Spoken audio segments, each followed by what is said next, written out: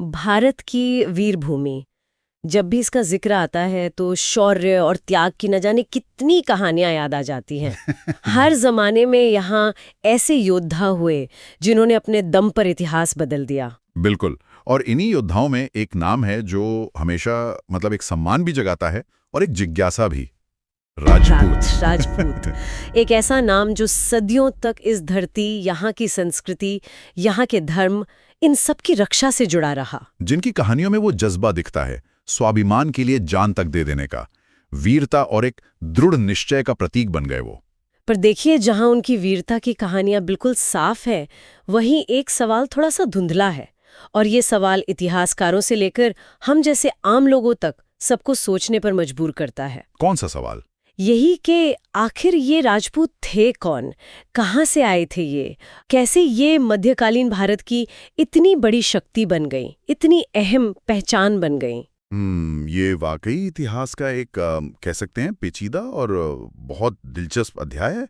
राजपूतों की उत्पत्ति का जो विषय है ना, वो लंबे समय से बहस का मुद्दा रहा है। अच्छा। हाँ, और इस पर कई अलग अलग ऐतिहासिक मत, अलग अलग थ्योरीज सामने रखी गई हैं। हाँ। कोई एक जवाब जिस पर सब राजी हों वो मिलना मुश्किल है। तो आज हमारी इस चर्चा का मकसद यही है कि हमारे पास जो भी जानकारी है, जो स्रोत है, उनके आधार पर राजपूतों की उत्पत्ति से जुड़े इन अलग अलग नजरियों को थोड़ा खंगालें, उन्हें समझने की कोशिश करें। बिल्कुल। हम अग्निकुल की वो मशहूर कहानी पर बात करेंगे, फिर वो विदेशी मूल वाला सिद्धांत भी देखेंगे, प्राचीन क्षत्रियों से उनका क्या कनेक्शन था ये भी समझेंगे, और ये भी कि क्या उनकी उत्पत्ति इन सब का मतलब एक मिला जुला रूप थी। हाँ, और इस पूरी पहेली को सुलझाने के लिए हमें शायद उस दौर में चलना होगा जब राजपूत शक्ति उभर कर सामने आ रही थी। सही कहा।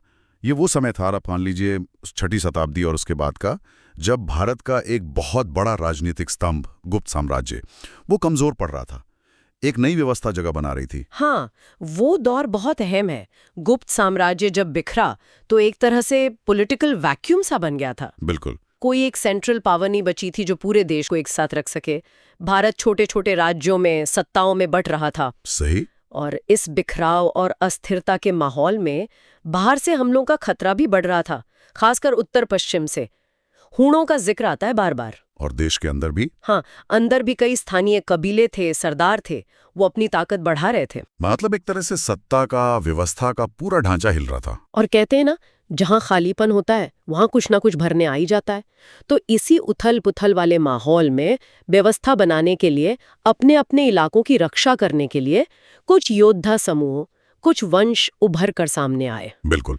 उन्होंने ना सिर्फ सुरक्षा दी बल्कि शासन भी जमाया। तो क्या यहीं से राजपूत युग की कहानी शुरू होती है? हाँ, मोटे तौर पर कह सकते हैं कि यही वो पृष्ठभूमि थी जिसमें कई नए राजवंशों ने अपनी पहचान बनानी शुरू की। और इन्हीं नए शासक वर्गों की उत्पत्ति को समझाने के लिए जो सबसे पहली और शायद सबसे नाटकीय कहानी सामने आई, वो है अग्निकुल सिद्धांत। हाँ, अग्निकुल सिद्धांत। इसका नाम सुनते ही चंद्रबरदाई का वो ग्रंथ पृथ्वीराज रासो याद आ जाता है। शायद उसी में इसका सबसे जिक्र है। जी हाँ, पृथ्वीराज रासो ही इसका मुख्य स्रोत माना जाता है। कहानी कुछ यूं है कि जब धरती पर अधर्म मतलब बुरी ताकतें बहुत बढ़ गईं और जो पारंपरिक क्षत्रिय थे वो धर्म की रक्षा नहीं कर पा रहे थे। अच्छा। तब ऋषि वशिष्ठ ने इन दुष्टों का नाश करने और धर्म को फिर से स्थापित करने के लिए आबू पर्वत पर एक बहुत बड़ा यज्ञ किया। और फिर उसी यज्ञ की आग से 4 योद्धा कुल निकले। कहानी तो यही कहती है कि उस यज्ञ कुंड की पवित्र अग्नि से 4 वीर वंश पैदा हुए। चौहान, जिन्हें चाहमान भी कहते हैं, परमार यानी पवार, प्रतिहार यानी पड़िहार और सोलंकी यानी चालुक्य। अच्छा। इन चारों ने मिलकर आसुरी शक्तियों को हराया और धरती पर फिर से धर्म का राज स्थापित किया। इसीलिए इन्हें अग्निकुल क्षत्रिय कहा गया, मतलब अग्नि के वंशज। ये सुनने में तो बड़ा अद्भुत लगता है, लेकिन क्या इतिहासकार इसे शब्दशः सच मानते हैं या इसका कोई सांकेतिक अर्थ है? देखिए, इसे बिल्कुल अक्षरशः सच मानना तो मुश्किल है। ज्यादातर विद्वान इसे एक प्रतीकात्मक कथा ही मानते हैं। पर इसका जो असल मतलब है वो शायद ये है कि ये कहानी इन नए उभरते हुए राजवंशों को एक पवित्र, एक डिवाइन पहचान देने की कोशिश थी। अच्छा, मतलब उन्हें लेजिटिमेसी देना। हाँ, बिल्कुल। उस उथल पुथल के दौर में उन्हें पुरानी वैदिक या क्षत्रिय परंपरा से जोड़कर समाज में शासक के तौर पर उनकी मान्यता और सम्मान को पक्का करना इसका मकसद हो सकता था। एक तरह की कह सकते हैं पॉलिटिकल ब्रांडिंग थी ये, दिव्य उत्पत्ति बताकर सत्ता को मजबूत करना। समझ गई। तो ये सिर्फ एक कहानी नहीं बल्कि उस दौर की सामाजिक राजनीतिक जरूरत को भी दिखाती है। दिलचस्प है। चलिए अब एक बिल्कुल अलग नजरिए पर आते हैं, विदेशी उत्पत्ति का सिद्धांत। इसके बारे में क्या जानकारी है हमारे पास? ये सिद्धांत, जिसे कर्नल जेम्स टॉड जैसे जो शुरुआती ब्रिटिश इतिहासकार थे उन्होंने, और बाद में वीएस स्मिथ, डीआर भंडारकर जैसे कुछ भारतीय विद्वानों ने भी आगे बढ़ाया, ये राजपूतों की जड़ों को भारत के बाहर से जोड़ता है, मध्य एशिया से। क्या मतलब इस सिद्धांत के हिसाब से राजपूत मूल रूप से भारतीय नहीं थे? ये तो बिल्कुल ही अलग बात हो गई। लेकिन ये बात थोड़ी हैरान करती है, क्योंकि राजपूतों की छवि तो हमेशा से भारत के रक्षक, यहाँ की संस्कृति के रखवाले वाली रही है। तो ये कैसे हुआ कि बाहर से आए लोग यहाँ के धर्म और संस्कृति के इतने बड़े समर्थक बन गए? हाँ, यही इस सिद्धांत का सबसे अहम पहलू है। ये कहता है कि वक्त के साथ इन समूहों ने न सिर्फ भारत की जमीन पर कब्जा किया, बल्कि यहाँ की सामाजिक और धार्मिक व्यवस्था को भी पूरी तरह अपना लिया। अच्छा। उन्होंने हिंदू धर्म अपना लिया, यहाँ की भाषाएं सीखीं, रीति रिवाज अपनाए और धीरे धीरे भारतीय समाज के शासक वर्ग में शामिल हो गए। उन्हें राजपुत्र कहा जाने लगा, मतलब राजा का बेटा या शाही खानदान का सदस्य, जो बाद में चलकर राजपूत बन गया। तो इस सिद्धांत का निचोड़ ये है कि भले ही उनकी नस्ल, उनकी जड़ें बाहर की हों, पर सांस्कृतिक रूप से वो पूरी तरह भारतीय बन गए। उन्होंने भारत को ही अपनी कर्मभूमि माना और यहीं के मूल्यों के लिए लड़ने लगे। बिल्कुल, इस नजरिए से देखें तो उनकी पहचान उनके मूल स्थान से ज्यादा उस संस्कृति से बनी जो उन्होंने अपनाई, और उस सामाजिक भूमिका से जो उन्होंने निभाई। अब देखिए, जहां ये सिद्धांत बाहरी जड़ों पर जोर देता है, वहीं एक तीसरा नजरिया है जो उन्हें पूरी तरह से भारतीय और पुरानी परंपरा का ही हिस्सा मानता है। आप क्षत्रिय पुनरुत्थान सिद्धांत की बात कर रहे हैं, जिसके समर्थक सीवी वैद्य जैसे इतिहासकार माने जाते हैं। ये क्या कहता है? हाँ, ये सिद्धांत इस बात को नहीं मानता कि राजपूत विदेशी थे या बिल्कुल नए थे। इसके हिसाब से राजपूत असल में प्राचीन भारत के जो वैदिक क्षत्रिय थे, उन्हीं के वंशज थे। तो फिर गुप्त काल के बाद उनका एकदम से इतना प्रभाव कैसे बढ़ गया? वो कहाँ थे पहले? इस सिद्धांत की व्याख्या यह है कि गुप्त साम्राज्य जब कमजोर हुआ तो जो राजनीतिक खालीपन आया, उसमें यही पुराने क्षत्रिय कुल, जो शायद पहले थोड़े दब गए थे या सामंतों के रूप में थे, उन्हें मौका मिला।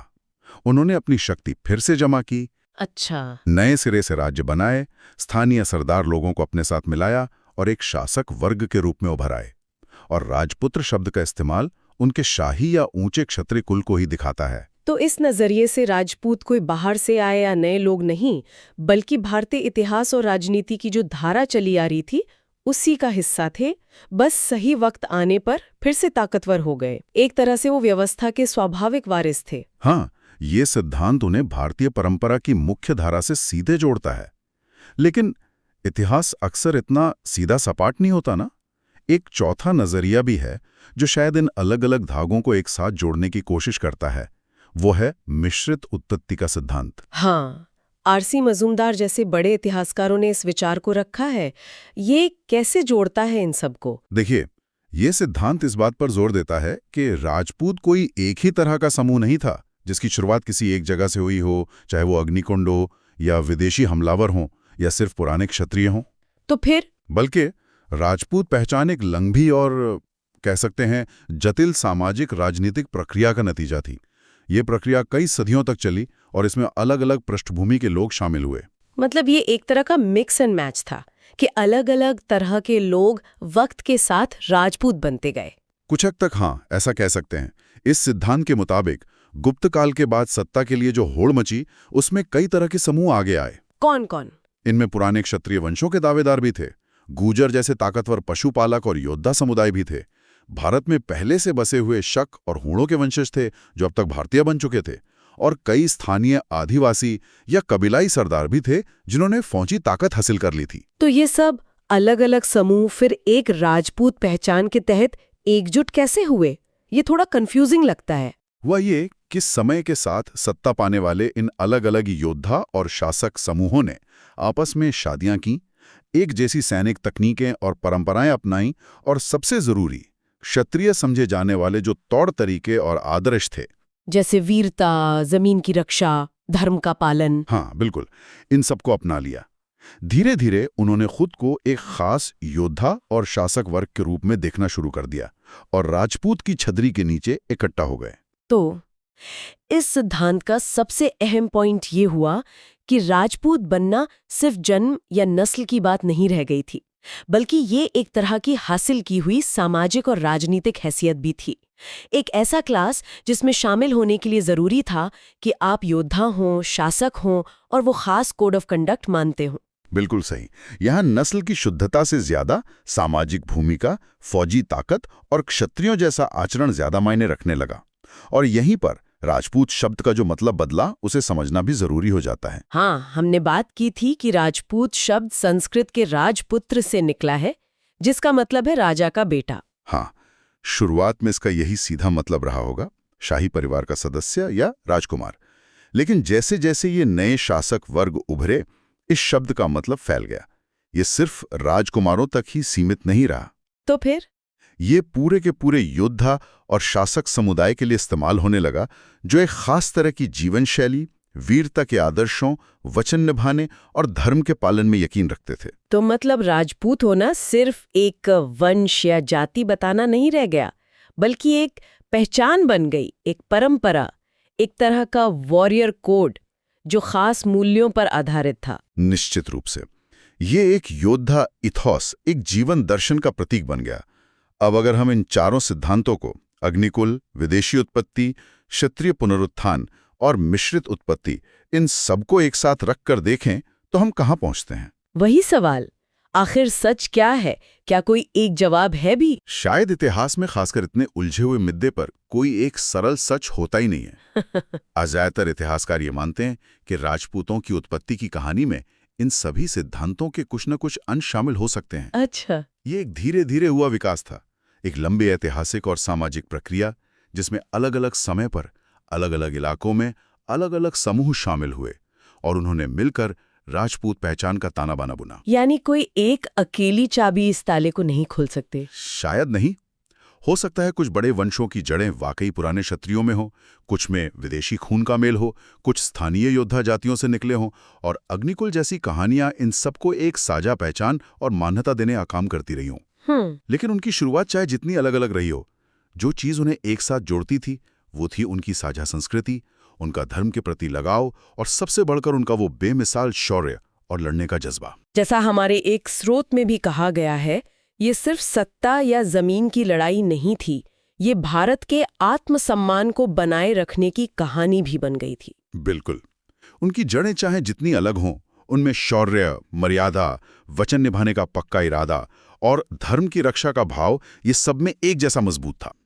यही साझा मूल्य उनकी सामूहिक पहचान का आधार बने, ना कि सिर्फ उनका वंश। तो अंत में हम ये समझ सकते हैं कि राजपूत सिर्फ इतिहास का एक चैप्टर या किसी खानदान का नाम नहीं है, ये भारतीय पहचान, जिसे हम अस्मिता कहते हैं, उसका एक बहुत अहम हिस्सा बन गया है। हाँ, ऐसा बिल्कुल कहा जा सकता है। उनकी लड़ाइयाँ सिर्फ जमीन के टुकड़ों के लिए नहीं थीं, बल्कि अक्सर वो अपने उसूलों के लिए, अपने वादों के लिए और अपनी आन बान शान के लिए भी लड़ी गईं। और जैसा स्रोत की वो लाइन कहती है, जो मुझे बहुत असरदार लगी, राजपूत होना सिर्फ वंश नहीं बल्कि एक जीवन मूल्य है। ये बात वाकई सोचने पर मजबूर करती है। निश्चित रूप से ये हमें इतिहास से आगे बढ़कर आज के और आने वाले समय के लिए भी एक गहरा सवाल देती है। और वही सवाल हम अपने सुनने वालों के लिए छोड़ जाते हैं। किसी भी समूह की पहचान क्या सिर्फ उसके वंश या खून से तय होती है, या उसके मूल्यों, उसके कामों और उसके आदर्शों से उसकी असली पहचान बनती है? और आज के इस बदलते वक्त में शौर्य, मर्यादा, वचन निभाने जैसे मूल्यों का हमारी अपनी जिंदगी में क्या महत्व है? नमस्कार। आज हम इतिहास के कैसे पन्ने को खोल रहे हैं जिसने मध्यकालीन भारत पर एक बहुत गहरी छाप छोड़ी। हम बात कर रहे हैं गुर्जर प्रतिहार राजवंश की।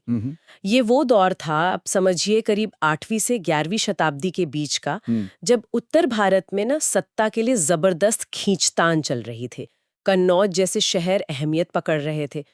हमारे पास जो भी जानकारी है, जो स्रोत हैं, वो इनके उदय के बारे में बताते हैं, इनके बड़े शासकों के बारे में, उनकी जीतों के बारे में, हाँ, और हारों के बारे में भी। उनका शासन कैसा था, उस जमाने की कला, संस्कृति, और हाँ, आखिर में उनका पतन कैसे हुआ। तो चलिए इसी जानकारी के आधार पर इनकी कहानी को परत दर परत समझते हैं। बिल्कुल। और ये जानना बहुत जरूरी है कि गुर्जर प्रतिहार जो थे वो कोई छोटी मोटी ताकत नहीं थे। वो उस मशहूर त्रिपक्षीय संघर्ष मतलब 3-वे स्ट्रगल के एक बहुत अहम खिलाड़ी थे। हाँ हाँ, जिसमें पाल और राष्ट्रकूट भी थे। सही। एक तरफ बंगाल के पाल, दूसरी तरफ दक्कन से राष्ट्रकूट, और बीच में ये गुर्जर प्रतिहार। और तीनों की नजर एक ही जगह, कन्नौज पर। कन्नौज उस वक्त मतलब उत्तर भारत की सत्ता का सिंबल बन गया था। और जैसा कि हमें स्रोतों से पता चलता है, इनका नाम शायद इनके शुरुआती इलाके से जुड़ा है। आज का जो राजस्थान और गुजरात का हिस्सा है, उसे तब गुर्जरात्रा या गुर्जर देश कहते थे। अच्छा, और ये प्रतिहार नाम का क्या मतलब है? कुछ दिलचस्प लगता है ये। हाँ, प्रतिहाल का मतलब होता है रक्षक या द्वारपाल। कुछ पौराणिक कहानियां भी हैं जो कहती हैं कि ये भगवान राम के भाई लक्ष्मण के वंशज हैं, जिन्होंने राम के लिए द्वारपाल का काम किया था। अच्छा, तो ये एक मान्यता हुई। लेकिन क्या ये इस तरफ भी इशारा करता है कि वो खुद को शायद उत्तर भारत का रक्षक मानते थे? हाँ, ये हो सकता है। देखिए, शासक अक्सर अपनी लेजिटिमेसी बढ़ाने के लिए ऐसी कहानियों का इस्तेमाल करते ही हैं। लेकिन अगर हम इतिहास के नजरिए से देखें तो ज्यादातर मानते कि इस वंश की असली ताकत का उदय हुआ 8वीं शताब्दी में नागभट्ट प्रथम के साथ। नागभट्ट प्रथम संस्थापक माना जाता है इन्हें, है ना? जी। उन्होंने ही नींव रखी एक बड़ी शक्ति बनने की। ये वो समय था जब हर्षवर्धन के बाद उत्तर भारत में एक तरह का पॉलिटिकल वैक्यूम, एक शून्य सा आ गया था। और नागभट्ट प्रथम का नाम आते ही मुझे उनकी सबसे बड़ी उपलब्धि याद आती है, वो अरब आक्रमणकारियों का सामना। बिल्कुल सही। 8वीं सदी की शुरुआत में जब मोहम्मद बिन कासिम ने सिंध जीत लिया था, उसके बाद अरब सेनाएं आगे बढ़ने की कोशिश कर रही थी, राजस्थान, मालवा की तरफ। और यहीं पर नागभट्ट प्रथम एक दीवार की तरह खड़े हो गए। ये तो बहुत बड़ी बात रही होगी उस समय। बहुत बड़ी बात, क्योंकि अरब सेनाएं उस वक्त लगभग अजेय मानी जाती थीं। नागभट्ट ने न सिर्फ उन्हें रोका, बल्कि उन्हें पीछे हटने पर मजबूर कर दिया। ग्वालियर प्रशस्ति जैसे जो शिलालेख हैं, उनमें इसका जिक्र मिलता है। अच्छा, उन्होंने अपनी राजधानी बनाई अवंतिका, यानी आज का उज्जैन, जी, जो एक महत्वपूर्ण शहर था। तो इस जीत ने पश्चिम से भारत की रक्षा तो की ही, गुर्जर प्रतिहारों की इज्जत भी बहुत बढ़ा दी। तो नागभट्ट प्रथम ने तो नींव डाल दी, लेकिन साम्राज्य का जो असली फैलाव हुआ वो शायद उनके बाद के राजाओं के समय हुआ, जैसे वत्सराज। हाँ, वत्सराज के समय में साम्राज्य का विस्तार हुआ और वो त्रिपक्षीय संघर्ष और तेज हो गया। अच्छा, यहीं से वो तेज हुआ? हाँ, यहीं से वो ज्यादा इंटेंस हो गया। हाँ। वत्सराज ने कन्नौज पर कब्जा करने की कोशिश की और उनका सीधा टकराव हुआ बंगाल के ताकतवर पाल राजा धर्मपाल से। और इसी बीच दक्षिण से राष्ट्रकूट राजा ध्रुव, वो भी उत्तर भारत की पॉलिटिक्स में कूद पड़े। तो सोचिए, 3 बड़ी ताकतें एक ही इनाम के लिए कन्नौज लड़ रही थीं। जबरदस्त मुकाबला रहा होगा। बिल्कुल। वत्सराज ने धर्मपाल को हराया भी, लेकिन फिर उन्हें राष्ट्रकूट राजा ध्रुव से हारना पड़ा। और ये लड़ाई, ये संघर्ष कई पीढ़ियों तक चलता रहा। और फिर नाम आता है नागभट्ट द्वितीय का। इन्होंने तो एक बहुत बड़ा मतलब स्ट्रेटेजिक मूव लिया, राजधानी उज्जैन से कन्नौज ले गए। हाँ, ये बहुत बड़ा कदम था। ये सिर्फ शहर बदलना नहीं था, ये तो सीधे सीधे उत्तर भारत की सत्ता के केंद्र पर अपना दावा ठोकना था। बिल्कुल, क्योंकि कन्नौज तो हर्षवर्धन की भी राजधानी रही थी, एक प्रतीक था वो। सही कहा। तो राजधानी को कन्नौज ले जाना नागभट्ट द्वितीय की बढ़ती ताकत और उनकी महत्वाकांक्षा दोनों को दिखाता है। हमें यह भी पता चलता है कि उन्होंने पाल राजाओं को फिर से हराया, शायद मुंगेर के पास कहीं। अच्छा। और ग्वालियर में खूबसूरत मंदिर भी बनवाए। मतलब युद्धों के बीच भी कला और निर्माण का काम चल रहा था। लेकिन अगर हम गुर्जर प्रतिहारों के शिखर की, उनके चरम की बात करें, तो शायद ज्यादातर लोग एक ही नाम लेंगे, राजा मिहिर भोज। हाँ, मिहिर भोज। उनका शासनकाल 9वीं सदी के मध्य में था, है ना? लगभग 836 से 885 ईस्वी। और उन्हें आदि वराह की उपाधि भी मिली थी। क्या खास था इनके समय में? मिहिर भोज का दौर आप कह सकते हैं गुर्जर प्रतिहार साम्राज्य का स्वर्ण काल था। वाकई। वो आदि वराह उपाधि, जो भगवान विष्णु के अवतार से जुड़ी है, ये शायद उनके वैष्णव होने का और खुद को एक उद्धारक के रूप में देखने का संकेत देती है। उनके समय में साम्राज्य अपने सबसे बड़े आकार तक पहुंचा। सोचिए, उत्तर में हिमालय की तराई से लेकर दक्षिण में नर्मदा नदी तक और पूर्व में बंगाल की सीमा से लेकर पश्चिम में गुजरात और सिंध तक। ये एक बहुत बड़ा साम्राज्य था। इतना विशाल, और क्या इसका जिक्र बाहर की दुनिया में भी होता था? मतलब समकालीन लेखकों ने कुछ लिखा है? हाँ, यही तो बात है। 9वीं सदी में एक अरब यात्री आया था, सुलेमान, और बाद में अल मसूदी भी आया। इन दोनों ने गुजर प्रतिहार राजा की ताकत, उनकी बड़ी सेना, खासकर उनकी घुड़सवार सेना और उनके राज्य की अमीरी का जिक्र किया है। अच्छा। अल मसूदी ने तो लिखा कि जुज्र यानी गुजर के राजा के पास बेहतरीन घुड़सवार सेना है और उसके दुश्मन बहुत हैं, लेकिन वो बहुत ताकतवर हैं। तो ये दिखाता है कि उनकी धाक दूर दूर तक थी। कमाल है। मिहिर भोज के बाद उनके बेटे महेंद्रपाल प्रथम, उन्होंने भी इस विरासत को आगे बढ़ाया। हाँ, महेंद्रपाल प्रथम ने भी साम्राज्य को संभाले रखा। कहते हैं कि उन्होंने साम्राज्य को शायद मगध और नेपाल तक भी फैलाया, और वो कला और साहित्य के बड़े संरक्षक भी थे। हाँ, मैंने पढ़ा है। वो प्रसिद्ध कवि और नाटककार राजशेखर उन्हीं के दरबार में थे। बिल्कुल। राजशेखर ने कर्पूर मंजरी, काव्य मीमांसा जैसे ग्रंथ उन्हीं के संरक्षण में लिखे। तो ये दिखाता है कि ये राजा सिर्फ लड़ाई ही नहीं लड़ते थे, बल्कि कल्चर को भी बढ़ावा देते थे। देखिए, एक स्थिर और अमीर साम्राज्य ही ऐसा कर पाता है। इतने बड़े साम्राज्य को चलाना भी तो आसान नहीं रहा होगा। उनका प्रशासन, उनका एडमिनिस्ट्रेशन कैसा था? कुछ पता चलता है हमें? हाँ, जानकारी मिलती है। पता चलता है कि एडमिनिस्ट्रेशन काफी ऑर्गेनाइज्ड था। साम्राज्य को प्रांतों में बांटा गया था, जिन्हें भुक्ति कहते थे। भुक्ति? हाँ, भुक्ति के नीचे होते थे मंडल, जैसे आजकल डिविजन्स होते हैं। फिर विषय यानी जिले, और सबसे छोटी इकाई थी ग्राम यानी गांव। हर लेवल पर अधिकारी होते थे। और राजा? राजा सबसे ऊपर? हाँ, राजा तो सुप्रीम था ही, लेकिन उसकी मदद के लिए एक मंत्री परिषद, एक काउंसिल ऑफ मिनिस्टर्स भी होती थी। न्याय व्यवस्था थी, टैक्स कलेक्शन का सिस्टम था, सब व्यवस्थित था। और सेना? आपने घुड़सवार सेना का जिक्र किया था। क्या वही उनकी ताकत का मुख्य आधार थी? निश्चित रूप से। सेना बहुत बड़ी और कुशल थी। पैदल सैनिक, घुड़सवार, हाथी, रथ सब थे। लेकिन हाँ, उनकी घुड़सवार सेना खास तौर पर मशहूर थी, जैसा अरब यात्रियों ने भी कहा। इसी सैन्य ताकत के दम पर तो वो इतने लंबे समय तक त्रिपक्षीय संघर्ष में टिके रहे और इतने बड़े साम्राज्य को कंट्रोल कर पाए। युद्ध और प्रशासन तो ठीक है, लेकिन संस्कृति के क्षेत्र में क्या योगदान रहा? आपने मंदिरों का जिक्र किया था पहले। हाँ, देखिए, सांस्कृतिक नजरिए से ये काल बहुत ही महत्वपूर्ण है। खासकर उत्तर भारतीय मंदिर वास्तुकला, जिसे हम नागर शैली कहते हैं, उसके विकास के लिए। नागर शैली, जिसका शिखर ऊंचा और थोड़ा घुमावदार होता है? बिल्कुल वही। इस दौर को अक्सर नागर शैली के मंदिरों का गोल्डन पीरियड भी कहा जाता है। कई शानदार मंदिर आज भी मौजूद हैं, जैसे ग्वालियर का तेली का मंदिर। वो अपनी बनावट के लिए बड़ा अनोखा है। उसमें द्रविड़ और नागर दोनों शैलियों का मिक्सचर दिखता है। अच्छा। फिर राजस्थान में ओसियन का मंदिर समूह है, बहुत सुंदर मंदिर है वहाँ इसी काल के। और कन्नौज, जो राजधानी थी, वहाँ तो बहुत भव्य मंदिर रहे होंगे, हालांकि आज उनके सिर्फ खंडर ही मिलते हैं। ये तो कमाल की बात है। मतलब एक तरफ लगातार युद्ध चल रहे हैं और दूसरी तरफ इतनी सुंदर कला और स्थापत्य का विकास भी हो रहा है। ये तो उनकी स्थिरता और समृद्धि को ही दिखाता है। बिल्कुल। देखिए, कला और संस्कृति तभी फलते फूलते हैं जब राज्य में थोड़ी शांति हो, सुरक्षा हो और राजाओं का सपोर्ट हो। गुर्जर प्रतिहारों ने ये माहौल दिया, कम से कम अपने शिखर काल में तो जरूर दिया। उन्होंने सिर्फ हिंदू धर्म ही नहीं, कुछ हद तक जैन धर्म को भी संरक्षण दिया था। लेकिन फिर, जैसा कि होता है बड़े बड़े साम्राज्यों के साथ, इनका पतन भी हुआ। 11वीं शताब्दी आते आते ये शक्ति कमजोर क्यों पड़ गई? क्या हुआ? पतन के कारण कई थे, और ये कोई एक दिन में नहीं हुआ, धीरे धीरे हुआ। पहला कारण तो शायद वही था, लगातार चलने वाले युद्ध। वो त्रिपक्षीय संघर्ष और बाकी लड़ाइयां। हाँ, उससे उनकी मिलिट्री और इकोनॉमी दोनों पर असर पड़ा। धीरे धीरे वो कमजोर होते गए। दूसरा, जैसे जैसे सेंटर की पावर कम हुई, उनके नीचे जो सामंत थे या स्थानीय राजा थे, जैसे चंदेल, परमार। हाँ, चंदेल, परमार, चौहान, ये सब स्वतंत्र होने लगे, अपना अपना राज बढ़ाने लगे। तो इससे साम्राज्य का साइज सिकुड़ता गया। तो मतलब अंदर से ही कमजोरी आने लगी थी। हाँ, अंदरूनी बिखराव एक बड़ा कारण था। साथ ही कुछ इशारे आर्थिक गिरावट की तरफ भी मिलते हैं। शायद व्यापार मार्गों पर कंट्रोल कम हो गया हो, या लड़ाइयों का खर्चा बहुत बढ़ गया हो। और फिर इस कमजोर होती हालत पर एक बाहरी चोट पड़ी। महमूद गजनी के हमले। जी, 11वीं सदी की शुरुआत में महमूद गजनी ने उत्तर भारत पर कई हमले किए।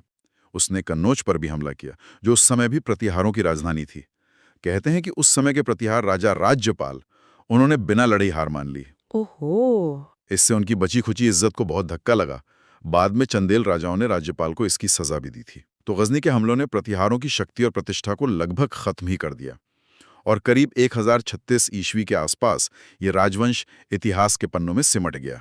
तो अगर हम पूरी कहानी को समेटें तो इस गुर्जर प्रतिहार राजवंश का भारतीय इतिहास में क्या महत्व माना जाए?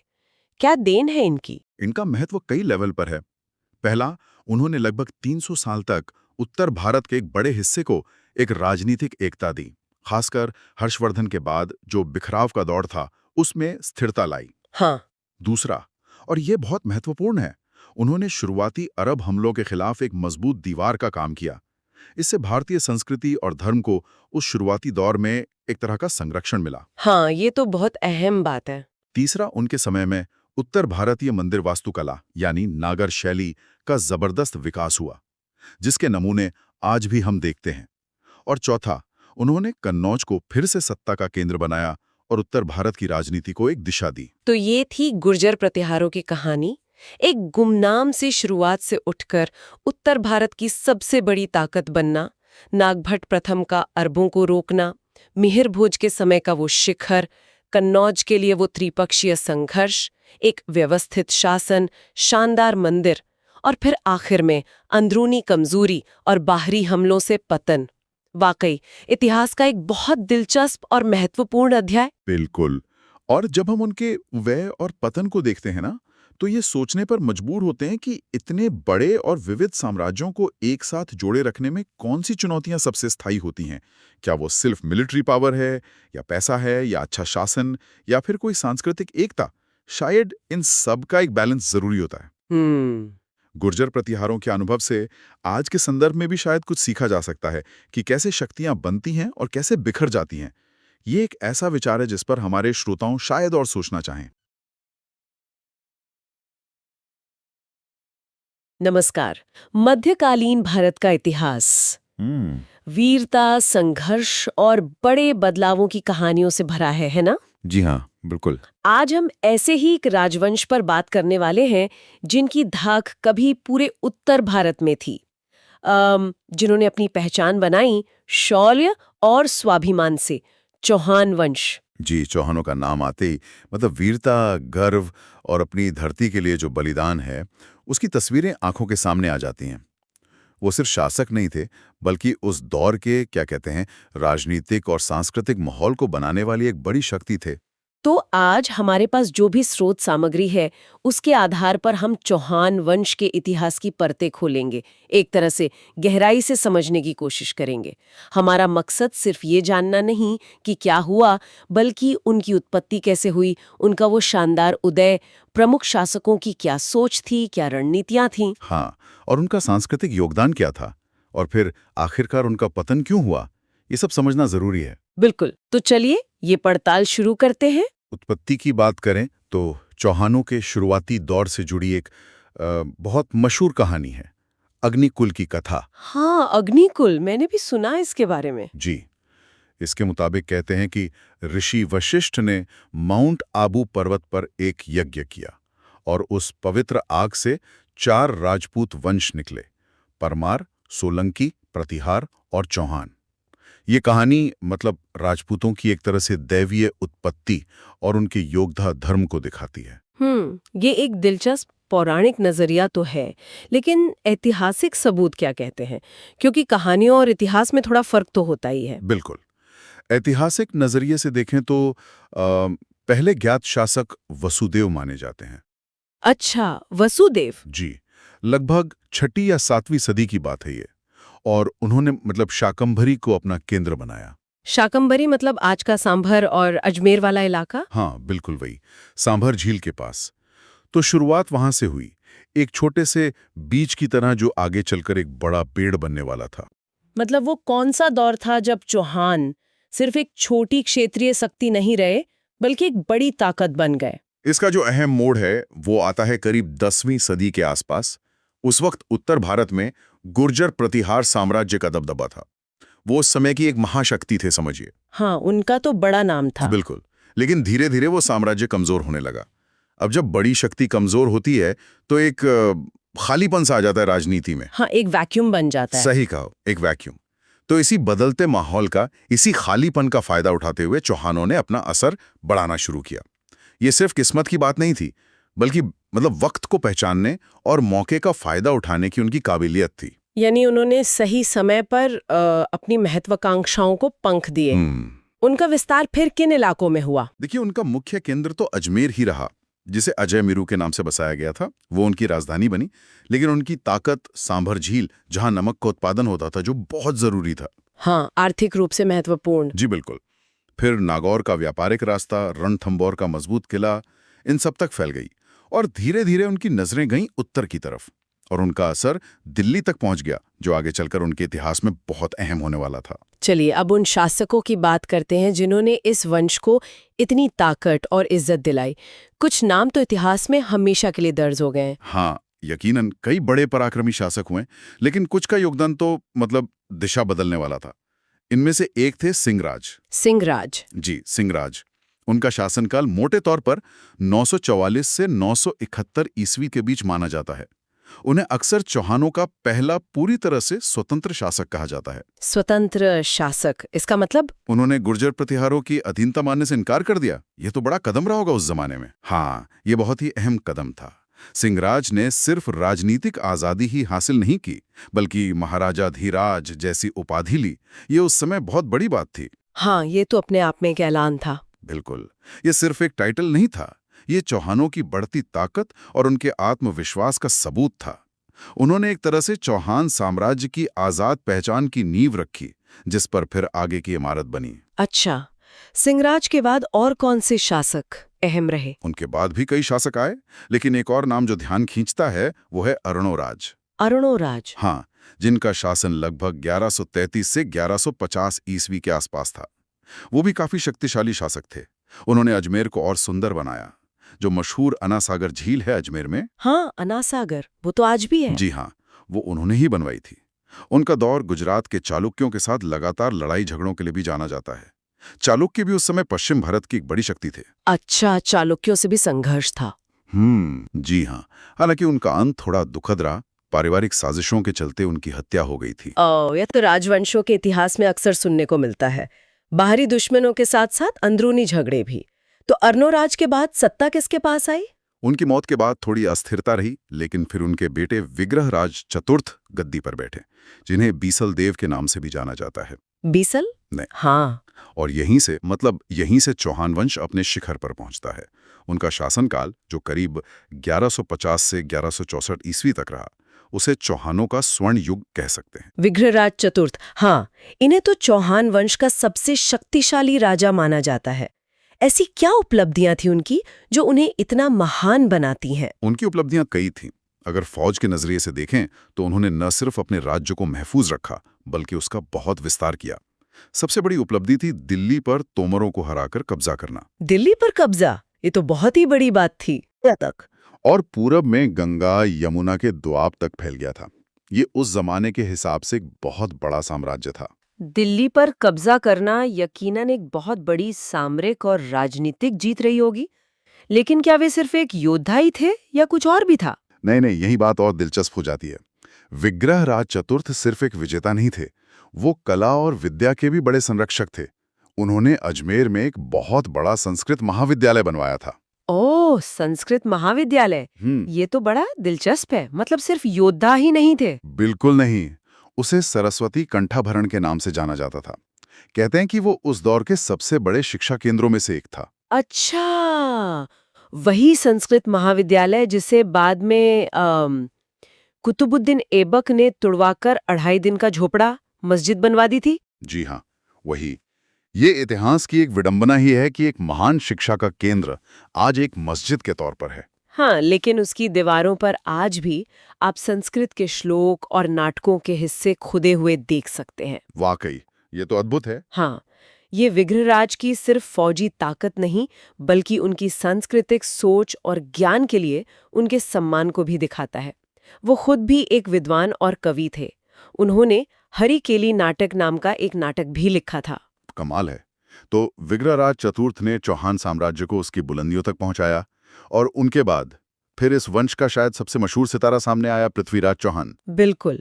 विग्रह राज के बाद कुछ और शासक भी हुए, लेकिन हाँ, चौहान वंश का नाम आज सबसे ज्यादा अगर किसी के साथ जुड़ा जाता है तो वो है पृथ्वीराज चौहान तृतीय, जिन्हें हम सब आमतौर पर पृथ्वीराज चौहान या राय पिथौरा के नाम से जानते हैं। राय पिथौरा, हाँ।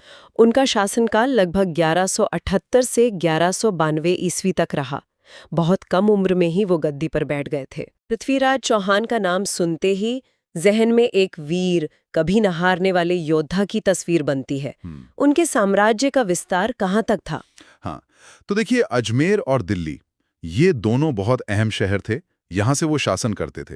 कहा जाता है कि उनका प्रभाव उत्तर में हिमालय की तराई से लेकर दक्षिण में मध्य भारत तक फैला हुआ था।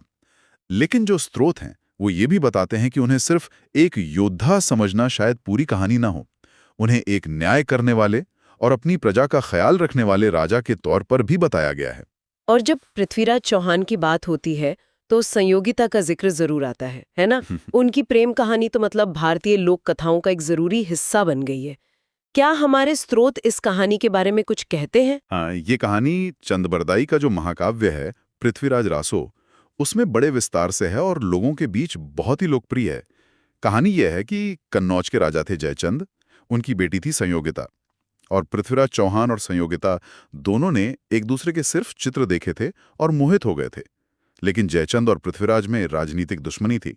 हाँ, इसी दुश्मनी की वजह से कहते हैं कि जयचंद ने संयोगिता के स्वयंवर में पृथ्वीराज को बुलाया ही नहीं, बल्कि उनका अपमान करने के लिए उनका पुतला दरवाजे पर दरबान की जगह खड़ा कर दिया। सही कहा।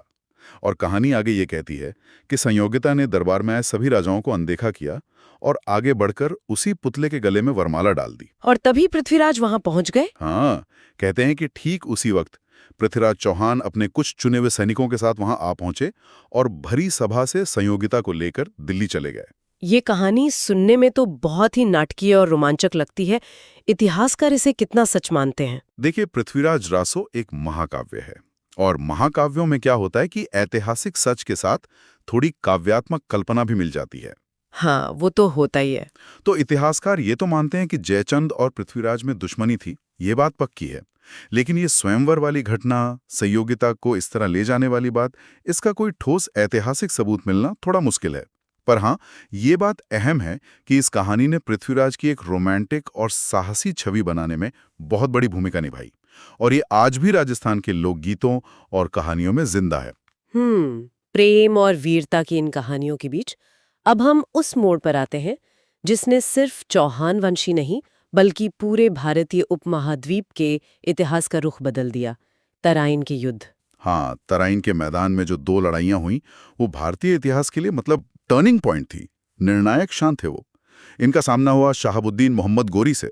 गोरी गजनी से आया था और अपनी सल्तनत को फैलाना चाहता था। पहला युद्ध 1191 ईस्वी में हुआ था, ठीक? से तराइन का पहला युद्ध 1191। इसमें पृथ्वीराज चौहान की सेना ने मोहम्मद गोरी की सेना को बुरी तरह हराया। गोरी खुद लड़ाई में बहुत जख्मी हो गया था और उसकी सेना तो भाग खड़ी हुई थी।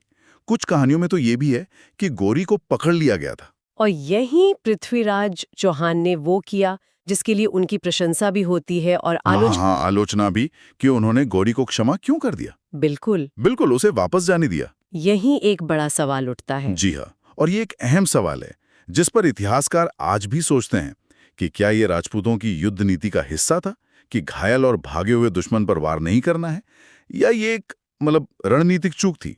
पता नहीं। उस समय शायद इसे उदारता या क्षत्रिय धर्म का पालन माना गया हो, लेकिन इसके नतीजे बहुत दूर तक गए। क्योंकि गोरी इस हार से रुका नहीं, वो अगले ही साल 1192 में फिर वापस आ गया। और इस बार वो पहले से कहीं ज्यादा तैयारी के साथ आया था। उसकी सेना बड़ी थी, बेहतर संगठित थी और शायद उसने अपनी पिछली हार से काफी कुछ सीखा भी था। दूसरी तरफ भारतीय खेमे की हालत उतनी मजबूत नहीं बताई जाती। क्यों, क्या हुआ था? कहा जाता है कि कई भारतीय राजा शायद आपसी जलन या पुरानी दुश्मनी की वजह से इस मुश्किल वक्त में पृथ्वीराज के साथ नहीं आए। एकता की कमी। ये कहानी तो भारतीय इतिहास में बार बार दोहराई जाती है। दुखद है ये। बिल्कुल। नतीजा ये हुआ कि तराइन के दूसरे युद्ध 1192 में पृथ्वीराज चौहान की जबरदस्त हार हुई। उन्हें बंदी बना लिया गया और बाद में उनकी मृत्यु हो गई। उनकी मृत्यु कैसे हुई, इस पर भी अलग अलग बातें कही जाती हैं। और इस हार के साथ ही दिल्ली और अजमेर पर तुर्कों का कब्जा हो गया। ये हार सिर्फ एक राजा या एक वंश की हार तो नहीं रही होगी, इसका असर तो बहुत गहरा पड़ा होगा। बहुत गहरा। तराइन की दूसरी लड़ाई को अक्सर भारत में स्थायी तुर्की मुस्लिम शासन की शुरुआत माना जाता है। इसने उत्तर भारत का राजनीतिक नक्शा हमेशा के लिए बदल दिया और आने वाली कई सदियों के इतिहास की दिशा तय कर दी। तो क्या पृथ्वीराज चौहान की मृत्यु और तराइन की हार के साथ चौहान वंश का मतलब पूरी तरह से अंत हो गया? देखिए, जो मुख्य चौहान साम्राज्य था, जिसका केंद्र अजमेर और दिल्ली थे, हाँ, उसका अंत तो हो गया। सत्ता उनके हाथ से चली गई। लेकिन ये कहना कि चौहान वंश पूरी तरह खत्म हो गया, ये सही नहीं होगा। ये समझना जरूरी है कि चौहानों की कई शाखाएं थीं। अच्छा, तो उनकी दूसरी शाखाओं का क्या हुआ फिर? पृथ्वीराज के हार के बाद भी चौहान वंश की अलग अलग शाखाएं अलग अलग इलाकों में संघर्ष करती रहीं और शासन भी करती रहीं। जैसे रणथंभौर में उनके वंशज थे, खासतौर पर हम्मीर देव चौहान। हाँ, हम्मीर देव का नाम सुना है। जी, उन्होंने बहुत लंबे समय तक दिल्ली सल्तनत का मुकाबला किया। इसी तरह नाडोल, जालौर, सिरोही और हाड़ौती यानी बूंदीकोटा वाला इलाका, यहां भी चौहानों की शाखाएं रहीं और उन्होंने अपनी पहचान बनाए रखी। तो मतलब साम्राज्य भले ही चला गया, वंश चलता रहा, भले ही छोटे राज्यों के रूप में। ये जानना जरूरी है कि कहानी तराइन पर खत्म नहीं हुई थी। अच्छा, अगर हम लड़ाई और राजनीति से थोड़ा हट कर देखें, हाँ, तो चौहान शासकों का कला, साहित्य, वास्तुकला, इसमें क्या योगदान रहा? हाँ, चौहान शासक सिर्फ योद्धा नहीं थे, वो कला और संस्कृति के संरक्षक भी थे। हमने अर्णोराज की बनवाई अनासागर झील की बात की। हाँ, और विग्रहराज चतुर्थ का वो संस्कृत महाविद्यालय सरस्वती कंठाभरण, उसका भी जिक्र किया। इसके अलावा अजमेर का जो मशहूर तारागढ़ किला है, हालांकि वो कई दौर में बना और उसकी मरम्मत हुई, लेकिन चौहानों के शासन से उसका गहरा नाता है। वो एक महत्वपूर्ण किला था। और साहित्य के क्षेत्र में कुछ खास? साहित्य में तो सबसे मशहूर नाम चंद बरदाई का ही है, जो पृथ्वीराज चौहान के दरबारी कवि माने जाते हैं और जिन्होंने पृथ्वीराज रासो लिखा। हालांकि जैसा हमने पहले कहा, उसकी ऐतिहासिक सच्चाई पर सवाल उठते हैं। हाँ, कि वो कितना इतिहास है और कितनी कल्पना। बिल्कुल, लेकिन फिर भी वो हिंदी साहित्य का एक आदि महाकाव्य माना जाता है और उसने पृथ्वीराज चौहान को एक लोक नायक बनाने में बहुत बड़ी भूमिका निभाई है। और हमने ये भी बात की कि विग्रहराज चतुर्थ खुद भी विद्वान और कवि थे, तो इससे पता चलता है कि चौहान दरबारों में ज्ञान और कला की कद्र थी। तो अगर हम इस पूरी चर्चा को समेटें, तो चौहान वंश की कहानी क्या कहती है? हमने उनकी पौराणिक और ऐतिहासिक उत्पत्ति देखी, फिर गुर्जर प्रतिहारों के कमजोर होने के बाद उनका एक बड़ी शक्ति के रूप में उभरना देखा जी। फिर हमने सिंहराज का वो स्वतंत्रता का ऐलान देखा, अर्णोराज के निर्माण कार्य और विग्रहराज चतुर्थ का वो साम्राज्य विस्तार और उनका सांस्कृतिक योगदान भी समझा। हाँ, और फिर पृथ्वीराज चौहान का दौर आया, उनकी वीरता, संयोगिता की वो लोक प्रसिद्ध कहानी और सबसे अहम तराइन के वो युद्ध, जिनका नतीजा बहुत निर्णायक रहा, जिसने भारतीय इतिहास की दिशा ही बदल दी। बिल्कुल, और आखिर में हमने ये भी देखा कि साम्राज्य के पतन के बावजूद उनकी विरासत कैसे रणथंभौर जैसी शाखाओं में और उनके सांस्कृतिक कामों में जिंदा रही। तो इसका क्या मतलब है? मतलब भले ही चौहानों का वो बड़ा साम्राज्य ज्यादा लंबा ना चला हो, लेकिन उनकी विरासत को नकारा नहीं जा सकता। खासकर पृथ्वीराज चौहान, जिन्हें अक्सर दिल्ली के आखिरी हिंदू सम्राट कहा जाता है, वो आज भी वीरता, सम्मान और अपनी धरती के लिए बलिदान का प्रतीक है।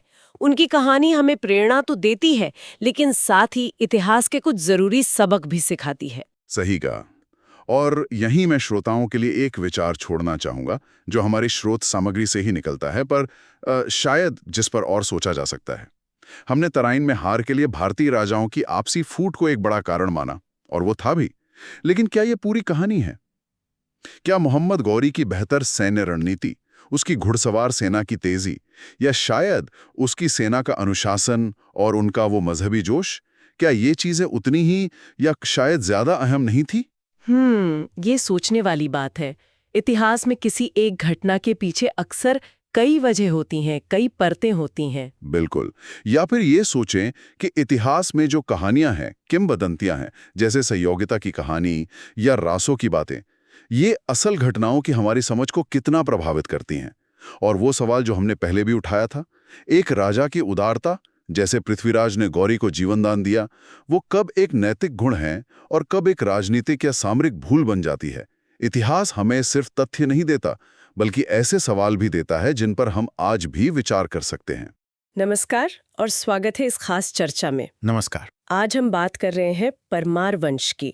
मध्य भारत के इतिहास का ना एक ऐसा पन्ना जो सिर्फ लड़ाइयों के बारे में नहीं है। हाँ, बिल्कुल नहीं। ये कहानी उस वंश की है जिसने मालवा में न सिर्फ एक मजबूत राज खड़ा किया, बल्कि ज्ञान, कला, संस्कृति इन सबको भी बहुत ऊंचाइयों तक पहुंचाया। सही कहा। तो आज हमारे पास जो भी जानकारी है उसके आधार पर हम कोशिश करेंगे कि परमार वंश की पूरी कहानी समझें, कैसे वो उभरे, उनकी क्या बड़ी उपलब्धियां थीं और खास तौर पर राजा भोज। हाँ, राजा भोज का दौर तो वाकई असाधारण था। उसी को थोड़ा गहराई से जानेंगे। बिल्कुल। और देखिए, परमार जैसे जो क्षेत्रीय राजवंश है ना, उनको पढ़ना इसलिए भी जरूरी है क्योंकि तभी भारत के इतिहास की पूरी ज्यादा रंगीन तस्वीर सामने आती है। हाँ, वरना हम अक्सर सिर्फ दिल्ली या बड़े साम्राज्यों पर ही अटके रहते हैं। वही तो, ये राजवंश दिखाते हैं कि कैसे अलग अलग कोनों में शक्ति और संस्कृति के अपने अपने केंद्र बन रहे थे। और परमारों की खास बात यही थी, उनमें ना वीरता और विद्या जी दोनों का एक गजब का संतुलन था। युद्ध भी लड़े, साम्राज्य भी बढ़ाया। हाँ। लेकिन साथ ही धार और उज्जैन जैसी अपनी राजधानियों को ज्ञान और कला के ऐसे सेंटर बना दिया जिनकी चर्चा दूर दूर तक थी। वो सिर्फ शहर नहीं थे, वो जमाने के आप कह सकती यूनिवर्सिटीज जैसे थे। अच्छा, तो चलिए शुरू से शुरू करते हैं। इनकी जड़ें कहाँ से थीं, इनका उदय कब हुआ? हाँ, तो इनका उदय माना जाता है करीब 9वीं शताब्दी के आसपास। अच्छा। और इनका कनेक्शन जोड़ा जाता है वो मशहूर अग्निवंशी परंपरा से। हाँ, वो अग्निकुंड वाली कहानी आबू पर्वत पर। बिल्कुल, जिसके मुताबिक कुछ राजपूत वंशों की उत्पत्ति यज्ञ के अग्निकुंड से हुई।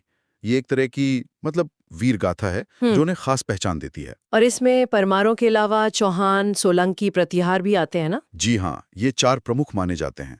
शुरू में तो परमार शायद अभेरी या भोजपुर जैसे इलाकों में थे, लेकिन उनकी असली ताकत का केंद्र बना मालवा, मध्य भारत का वो उपजाऊ इलाका।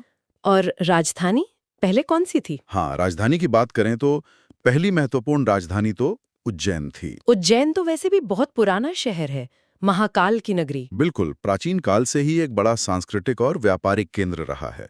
लेकिन बाद में परमारों ने धार को अपनी राजधानी बनाया, धारा नगरी। धारा नगरी। और धार को उन्होंने सिर्फ बसाया नहीं, उसे बाकायदा योजना से ज्ञान और कला के केंद्र की तरह विकसित किया। अच्छा, और इनका राज्य फैला कहाँ तक था, अंदाजन? काफी बड़ा था। उत्तर में नर्मदा नदी थी सीमा, ठीक है। दक्षिण में ताप्ती नदी तक असर था, पूरब में विदिशा तक और पश्चिम में गुजरात के राज्य से इनकी सीमा लगती थी। तो काफी बड़ा इलाका था। हाँ, बड़ा था। इससे संसाधन तो मिले, लेकिन पड़ोसियों से लगातार झगड़े भी चलते रहे, संघर्ष बना रहा। हाँ, ये तो होता ही है। अच्छा, अब जरा उन राजाओं की बात करें जिन्होंने इस वंश को बनाया। संस्थापक कौन थे? संस्थापक के तौर पर नाम आता है उपेंद्र या कृष्णराज का। उपेंद्र। हाँ, शायद उन्होंने राष्ट्रकूटों के सामंत के रूप में शुरू किया होगा, लेकिन मालवा में परमारों को एक स्वतंत्र शक्ति बनाने का क्रेडिट जाता है सियक द्वितीय को। सियक द्वितीय। उन्होंने क्या किया था? उन्होंने उस समय की बड़ी ताकत राष्ट्रकूटों को हराया था, निर्णायक हार दी थी। ये बहुत बड़ी बात थी।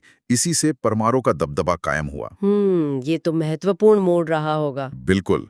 इसके बाद एक और बहुत ही दिलचस्प राजा हुए, वाकपति मुंज। मुंज, इनका नाम मैंने सुना है, ये कवि भी थे शायद। हाँ, सिर्फ वीर योद्धा नहीं थे, बल्कि खुद एक आला दर्जे के कवि और विद्वानों के बड़े संरक्षक थे। उनका दरबार भरा रहता था कवियों और कलाकारों से। वाह। लेकिन हाँ, उनका शासनकाल पश्चिम के चालुक्यों से लंबे और काफी मुश्किल संघर्षों के लिए भी जाना जाता है। अच्छा। और इसी लड़ाई में बदकिस्मती से चालुक्य राजा तैलप द्वितीय ने उन्हें बंदी बना लिया और मार डाला। ये परमारों के लिए एक बहुत बड़ा झटका था। ओ, ये तो दुखद अंत हुआ। हाँ, और मुंज के बाद गद्दी संभाली उनके छोटे भाई सिंधुराज ने, और फिर सिंधुराज के बेटे राजा भोज। आ गए हम राजा भोज पर, जी, जिनका शासनकाल करीब 1010 से 1060 ईस्वी तक है ना? जी बिल्कुल। और यही परमार वंश का शिखर काल था, एक स्वर्ण युग। भोज की गिनती भारत के इतिहास के महानतम राजाओं में होती है। और सिर्फ लड़ाइयों की वजह से नहीं, जैसा आपने पहले कहा था। नहीं, बिल्कुल नहीं। राजा भोज का व्यक्तित्व ही असाधारण था। वो एक कुशल प्रशासक थे, वीर सेनापति थे, लेकिन साथ ही एक प्रकांड विद्वान, कवि, खगोल शास्त्री, नगर नियोजक, वास्तुशिल्पी, मतलब क्या नहीं थे? सब कुछ।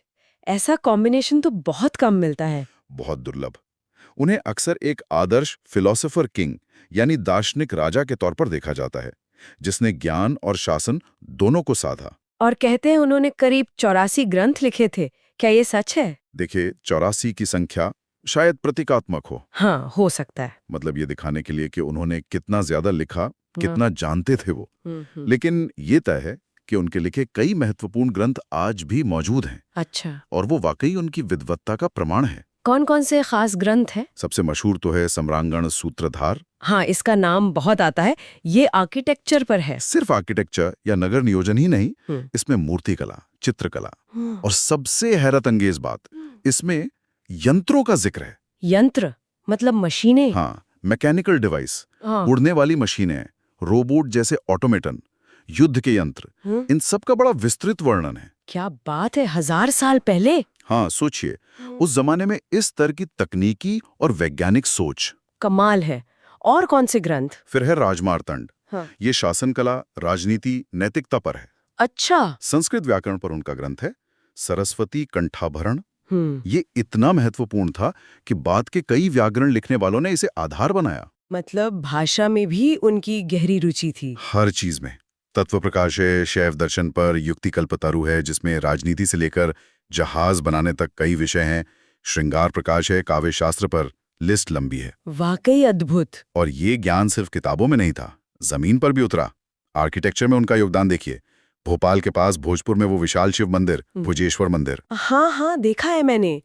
कितना भव्य है। वो अधूरा है शायद। हाँ, अधूरा है। उसे पूर्व का सोमनाथ भी कहते हैं। उसका वो विशाल शिवलिंग एक ही पत्थर से बना हुआ, और मंदिर का जो स्केल है वो आज भी हैरान कर देता है। शायद किसी युद्ध की वजह से या उनकी मृत्यु के कारण पूरा नहीं हो पाया। और भोपाल शहर की जो जीवन रेखा है, वो बड़ी झील, बड़ा तालाब। हाँ, बड़ा तालाब या भोजताल, वो भी राजा भोज की ही देन है। अच्छा, ये मैंने सुना था पर पक्का नहीं पता था। जी, ये उस समय की वाटर मैनेजमेंट और इंजीनियरिंग का कमाल का नमूना है। इसने सिर्फ शहर को पानी नहीं दिया, आसपास की जमीन की सिंचाई भी की। इतनी बड़ी आर्टिफिशियल झील बनाना उस जमाने में बहुत बड़ी बात थी। यकीनन। इन सब चीजों को देखते हुए तो उन्हें जो उपाधियां मिली, कविराज, मालवा चक्रवर्ती और उत्तर भारत का विक्रमादित्य, वो बिल्कुल सही लगती हैं। बिल्कुल। विक्रमादित्य का मतलब ही है एक आदर्श, न्यायप्रिय, विद्वान राजा, और भोज उस आदर्श के बहुत करीब थे। हाँ, और उनका दरबार भी तो विद्वानों से भरा रहता था। हाँ, उस समय के जो बेस्ट माइंड्स थे, कवि, दार्शनिक, वैज्ञानिक, ज्योतिषी, सबको वहां सम्मान मिलता था, प्रोत्साहन मिलता था। वो सिर्फ एक राजसभा नहीं थी, ज्ञान की एक लैब जैसी थी। लेकिन जैसा मैंने कहा, ये तस्वीर का सिर्फ एक पहलू है। हाँ, लड़ाइयां भी तो थी। बिल्कुल। परमाणु का इतिहास और राजा भोज का समय भी लगातार चलने वाले युद्धों से भरा था। उन्हें अपने ताकतवर पड़ोसियों से हमेशा जूझना पड़ा। कौन थे मुख्य दुश्मन? पश्चिम में गुजरात के चालुक्य यानी सोलंकी, दक्षिण पूर्व में त्रिपुरी के कलचुरी, दक्षिण में कल्याणी के चालुक्य जो राष्ट्रकूटों के बाद आए थे, और बाद में उत्तर में चंदेलों से भी मुकाबला हुआ। काफी मोर्चों पर लड़ना पड़ा। हाँ, हमने वाकपति मुंज की हार और मृत्यु की बात की थी चालुक्यों के हाथों। हाँ। राजा भोज ने न सिर्फ परमार ताकत को फिर से जमाया, बल्कि उन्होंने चालुक्यों और कलचुरियों को कई बार हराया भी। कहते हैं अपने चाचा मुंज की हार का बदला भी लिया। अच्छा। लेकिन उनके शासन के आखिर में उन्हें गुजरात के चालुक्य भीम प्रथम और त्रिपुरी के कलचुरी लक्ष्मीकर्ण के मिले-जुले हमले का सामना करना पड़ा। ओह, दो तरफ से। हाँ, और माना जाता है कि इसी हमले के दौरान या उसके फौरन बाद उनकी मृत्यु हो गई, और इसने परमार साम्राज्य को काफी कमजोर कर दिया। ये तो बड़ा झटका रहा होगा। अच्छा, अब जरा धर्म और संस्कृति की बात करें। भोजेश्वर मंदिर से पता चलता है कि वो शैव थे। हाँ, मुख्य रूप से शैव धर्म को मानते थे। शिव उनके आराध्य देव थे। लेकिन क्या वो दूसरे धर्मों के प्रति सहिष्णु थे? हाँ, ये महत्वपूर्ण बात है। वो धार्मिक रूप से काफी उदार थे। शैव होते हुए भी उन्होंने जैन धर्म को खूब संरक्षण दिया। अच्छा। परमारों के समय मालवा में कई बड़े जैन मंदिर बने।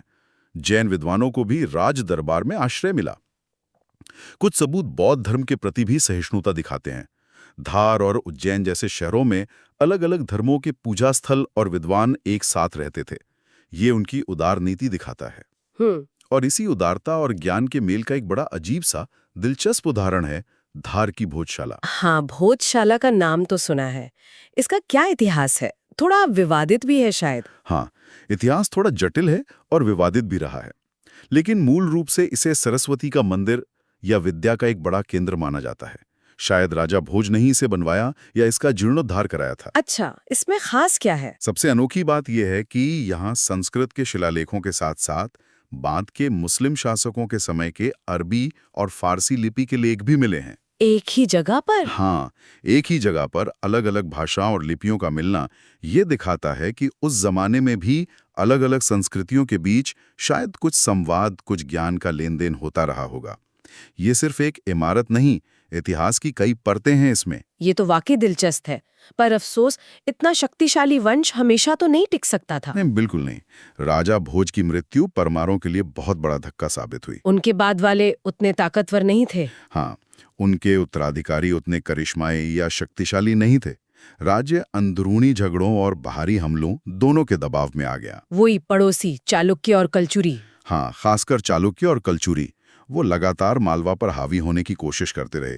फिर बाद में चंदेलों और दूसरी ताकतों ने भी परमार राज्य को कमजोर किया। तो धीरे धीरे शक्ति कम होती गई। गया। तो अगर हम पूरी कहानी को देखें, 9वीं सदी में उदय, फिर सियक द्वितीय और मुंज जैसे राजाओं का विस्तार, फिर राजा भोज का वो शानदार स्वर्ण युग, ज्ञान, विज्ञान, कला का, और फिर धीरे धीरे बाहरी हमले और अंदरूनी कमजोरियों से 13वीं सदी में पतन। हाँ, यही पूरी यात्रा है। ये मध्यकालीन भारत का एक बहुत महत्वपूर्ण अध्याय है, और ये साफ है कि परमारों का योगदान सिर्फ लड़ाइयों तक नहीं था। बिल्कुल नहीं। उन्होंने मालवा को साहित्य, कला, आर्किटेक्चर और ज्ञान का ऐसा केंद्र बनाया जिसकी छाप आज भी है।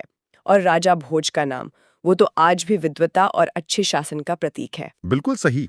राजा भोज की विरासत सिर्फ इतिहास की किताबों में नहीं है। उनकी बनाई चीजें, भोजपुर का मंदिर, भोपाल का तालाब, हाँ, और उनके विचार, उनके लिखे ग्रंथ, ये सब आज भी मौजूद हैं। ये हमें उस युग की बौद्धिक अमीरी का एहसास कराते हैं। उनकी वो मशहूर कहावत है ना, राजा वही जो प्रजा के सुख में अपना सुख देखे। हाँ, ये बहुत बार सुनी है। ये सिर्फ एक कहावत नहीं, शायद उनके शासन का मूल मंत्र था। एक ऐसा आदर्श जो आज भी उतना ही जरूरी है। उन्होंने दिखाया कि ताकत का इस्तेमाल सिर्फ राज बढ़ाने के लिए नहीं, बल्कि ज्ञान और लोगों की भलाई के लिए भी हो सकता है। और शायद यही उनकी सबसे बड़ी विरासत है। सचमुच एक ऐसा राजा जिसने तलवार और कलम दोनों को साधने की कोशिश की, शक्ति और ज्ञान दोनों को। हाँ, और यहीं पर हम आज सुनने वालों के लिए एक सवाल छोड़ सकते हैं। जरूर। आज की दुनिया में जहां हम अक्सर स्पेशलाइजेशन पर बहुत जोर देते हैं, राजा भोज जैसा व्यक्ति जिसने इतने अलग अलग फील्ड्स, शासन, साहित्य, विज्ञान, कला, आर्किटेक्चर, सब में महारत हासिल की, वो हमें क्या सिखाता है? क्या आज भी ऐसे पॉलीमैथ या बहुज्ञानी लीडर की कोई जरूरत है? सोचने वाली बात है। या फिर भोजशाला जैसी जगहों पर जो अलग अलग संस्कृतियों का एक साथ होना, उनके बीच संवाद की जो झलक मिलती है, उससे हम आज के समाज के लिए क्या सबक ले सकते हैं? ये कुछ ऐसे सवाल हैं जो परमाणु का इतिहास हमें सोचने पर मजबूर करता है।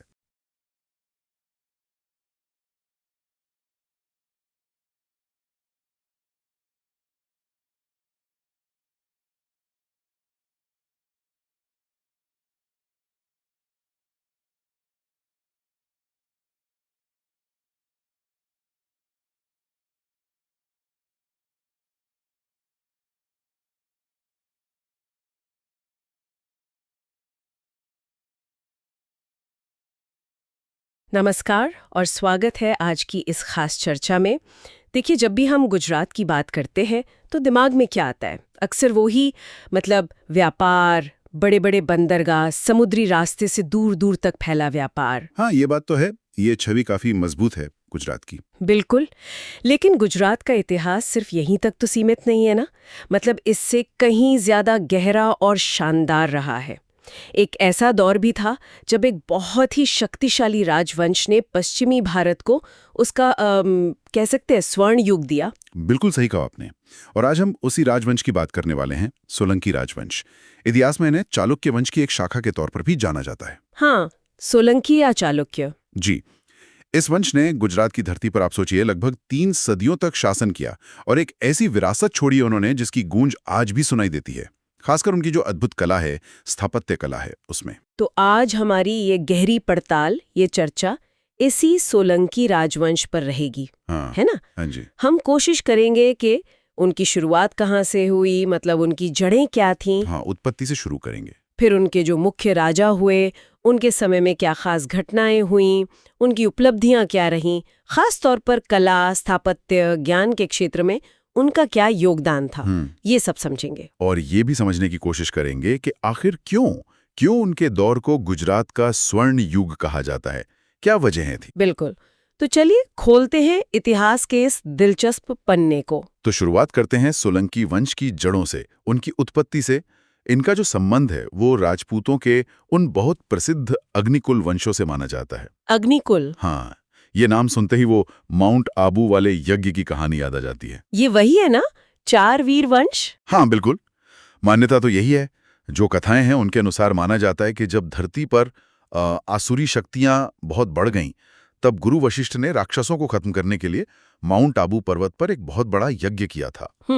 और कहते हैं कि उसी यज्ञ के अग्निकुंड से 4 वीर योद्धा कुल निकले, चौहान, परमार, प्रतिहार और चौथे सोलंकी यानी चालुक्य। अच्छा। अब देखिए, इस कहानी का ऐतिहासिक आधार चाहे जो भी हो, ये बात जरूर है कि ये इन वंशों को एक खास योद्धा परंपरा से जोड़ती है, एक धर्म रक्षा के दायित्व से जोड़ती है, और इन्हीं में से सोलंकी वंश ने फिर आगे चलकर गुजरात में अपनी सत्ता कायम की। तो गुजरात में इस वंश का झंडा सबसे पहले किसने गाड़ा, मतलब संस्थापक कौन थे इसके? गुजरात में सोलंकी वंश की नींव रखी थी मूलराज प्रथम ने। ये बात है लगभग 942 ईस्वी के आसपास की। अच्छा, 10वीं सदी के मध्य में। जी, उस समय गुजरात में कोई एक मजबूत सत्ता नहीं थी, कई छोटे छोटे शासक थे। तो मूलराज ने इन बिखरी हुई ताकतों को या तो हराया या एकजुट किया और एक संगठित, एक मजबूत राज्य की बुनियाद रखी। और राजधानी कहाँ बनाई उन्होंने? उन्होंने अपनी राजधानी बनाई आनेलवाड़ पाटन को, आज का जो पाटन शहर है। और ये राजधानी आने वाली कई सदियों तक गुजरात की राजनीति और संस्कृति का, आप कह सकते हैं, केंद्र बनी रही। तो मूलराज प्रथम ने एक तरह से वो पहला कदम उठाया राजनीतिक एकीकरण का। उनके बाद जो राजा आए, उन्होंने इस विरासत को कैसे आगे बढ़ाया? क्या उनका राज सिर्फ गुजरात तक ही रहा या फैला भी? नहीं, उनके बाद के शासकों ने राज्य का काफी विस्तार किया। सोलंकी शासन गुजरात और कच्छ से फैलकर दक्षिण राजस्थान तक गया और उधर मालवा यानी मध्य प्रदेश के भी कुछ हिस्सों तक पहुंच गया। अच्छा खासा बड़ा इलाका हो गया था। हाँ, लेकिन यहाँ एक बात समझना बहुत जरूरी है। सोलंकी शासक सिर्फ साम्राज्य बढ़ाने वाले या सिर्फ योद्धा ही नहीं थे। उनकी जो असली पहचान बनी, वो बनी धर्म, कला, साहित्य और खास तौर पर जो आर्किटेक्चर है, स्थापत्य कला, उसके महान संरक्षक के रूप में। उन्होंने शक्ति, जिसे आप वीरता कह सकती हैं, उसके साथ साथ ज्ञान और सृजनात्मकता यानी विद्या, उसको भी उतना ही महत्व दिया। और शायद यही जो संतुलन था ना, वीरता और विद्या का, यही उनके युग की सबसे बड़ी खासियत थी। ये वीरता और विद्या का संगम, ये दिलचस्प है। चलिए तो फिर इस वंश के कुछ सबसे असरदार शासकों पर आते हैं और उनके दौर की जरूरी घटनाओं पर नजर डालते हैं। भीमदेव प्रथम से शुरू करें। हाँ, भीमदेव प्रथम। उनका शासनकाल रहा लगभग 1022 से 1064 ईस्वी तक। कई मायनों में ये बहुत महत्वपूर्ण समय था। उन्होंने राज्य को संगठित किया, मजबूत किया, लेकिन उन्हीं के समय में एक बहुत बड़ी विपत्ति भी आई गुजरात पर। आप महमूद गजनवी के सोमनाथ मंदिर पर हमले की बात कर रहे हैं, जो 1025 ईस्वी में हुआ था? हाँ बिल्कुल, वो एक बहुत ही भयानक हमला था। मंदिर को भारी नुकसान पहुंचाया गया और वहां से बेशुमार दौलत लूटी गई। ये सोलंकी राज्य के लिए जाहिर है एक बहुत बड़ा झटका था। जाहिर है। लेकिन यहाँ पर सोलंकियों का जो चरित्र है, उनकी जो दृढ़ता है, वो सामने आती है। भीमदेव प्रथम ने न सिर्फ गजनवी के जाने के बाद हालात को संभाला, बल्कि उन्होंने और उनके बाद के राजाओं ने भी पूरी निष्ठा के साथ सोमनाथ मंदिर का फिर से निर्माण करवाया। मंदिर का पुनर्निर्माण तो करवाया, पर क्या इस हमले का कोई गहरा असर पड़ा सोलंकियों की इज्जत पर या उनकी आगे की रणनीति पर? मतलब क्या इससे उनकी फौजी तैयारियों में कोई बदलाव आया होगा? देखिए, निश्चित रूप से इसका गहरा असर तो हुआ ही होगा। हालांकि सीधे तौर पर हम कहें कि रणनीति में क्या बदलाव आया, इसके बहुत विस्तृत प्रमाण मिलना मुश्किल है। पर यह घटना बाहरी हमलों के खतरे को लेकर उनकी सजगता बढ़ाने वाली जरूर साबित हुई होगी। हाँ, वो तो है। और प्रतिष्ठा पर जो चोट लगी थी, उसका जवाब उन्होंने शायद मंदिर के और भी शानदार पुनर्निर्माण और राज्य को और मजबूत बना कर दिया। ये सिर्फ एक धार्मिक काम नहीं था, ये अपने सत्ता, अपने गौरव और अपनी सांस्कृतिक पहचान को फिर से स्थापित करने का एक राजनीतिक कदम भी था। अच्छा। ये दिखाता है कि वो सिर्फ विनाश से निराश होने वाले नहीं थे, बल्कि दोबारा निर्माण करने में विश्वास रखते थे। और हाँ, इसी दौर में विश्व प्रसिद्ध मोढेरा का सूर्य मंदिर भी बना। वो भी उनकी निर्माण क्षमता का एक अद्भुत उदाहरण है। हाँ, मुढेरा, उसकी बात आगे करेंगे। भीमदेव प्रथम के बाद अगला बड़ा नाम आता है सिद्धराज जयसिंह का। कहते हैं कि वो इस वंश के सबसे महान शासक थे। निस्संदेह सिद्धराज जयसिंह, जिनका शासनकाल रहा लगभग 1094 से 1143 ईस्वी तक, वो सोलंकी वंश के सबसे प्रतापी, सबसे प्रभावशाली और सबसे प्रसिद्ध राजा माने जाते हैं। उनका जो करीब आधी सदी का शासन था ना, वो गुजरात के इतिहास का कह सकते हैं शिखर काल था, एकदम चरम पर। उनकी वीरता की अगर बात करें तो फतुहात का क्या रिकॉर्ड रहा? कहां-कहां तक जीते वो? गुजरात, कच्छ और सौराष्ट्र पर अपना पूरा नियंत्रण स्थापित किया, बल्कि दक्षिण राजस्थान के भी जरूरी इलाकों को जीता, परमारों से मालवा छीना और चंदेलों के खिलाफ भी सफल सैनिक अभियान चलाए। उनके समय में सोलंकी साम्राज्य अपनी ताकत और अपने विस्तार के चरम पर था।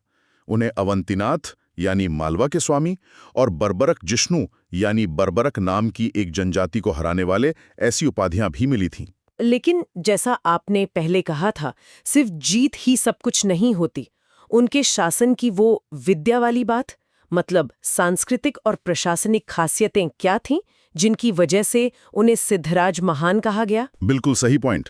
सिद्धराज जयसिंह की महानता सिर्फ उनकी तलवार में नहीं थी, बल्कि उनके शासन की जो क्वालिटी थी उसमें भी थी।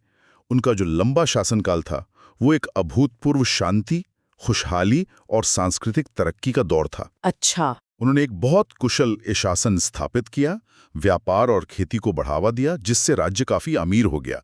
उनके दरबार में विद्वानों, कवियों, कलाकारों का जमावड़ा लगा रहता था। क्या कोई खास उदाहरण है जो उनके ज्ञान और कला के संरक्षण को दिखाता हो? कोई किस्सा? हाँ, सबसे मशहूर उदाहरण है महान जैन आचार्य हेमचंद्राचार्य का। वो उनके दरबार में थे और सिद्धराज जयसिंह के ही प्रोत्साहन पर हेमचंद्राचार्य ने प्राकृत और संस्कृत व्याकरण का एक तरह से विश्वकोश जैसा ग्रंथ लिखा, सिद्धहेम शब्दानुशासन। सिद्धहेम शब्दानुशासन। जी, और कहते हैं कि जब ये ग्रंथ पूरा हुआ तो इसकी शोभा यात्रा पूरे पाटन शहर में हाथी पर रखकर निकाली गई थी और उसमें राजा सिद्धराज खुद पैदल चले थे। अरे वाह, ये तो कमाल है। हाँ, ये ज्ञान और विद्वत्ता के प्रति उनके सम्मान को दिखाता है और इसी शांति, समृद्धि और इस सांस्कृतिक माहौल की वजह से उनके युग को स्वर्ण युग की संज्ञा दी जाती है। ये वाकई बहुत प्रभावशाली है।